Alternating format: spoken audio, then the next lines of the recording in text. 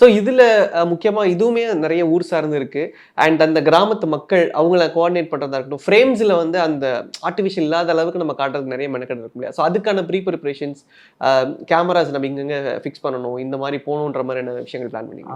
தாய் கிழவின்னு பார்க்கும்போது பார்த்தீங்கன்னா, நாங்க ஃபர்ஸ்ட் ஆஃப் ஆல் ரெக்கீஸ் முடிச்சோம். ம். முடிச்சதுக்கு அப்புறமே வந்து டீமாவே ஸோ ம். டீமாவே நாங்க என்னன்னா, எங்கெங்கெல்லாம் ஷூட் பண்ண போறோம், என்ன பண்ண போறோம்னு சொல்லிட்டு ம். பிளாக்ஸாவே ஸோ நம்ம ஏடிஸ் வச்சும், ம். என்னோட அசிஸ்டன்ட்ஸ் வச்சும் எல்லாமே நாங்க வந்து ம். பிளாக்கிங் பண்ணிட்டோம். ம். ஸோ பண்ணிட்டு அத வந்து இங்க இந்த மாரி வரப்போகுது.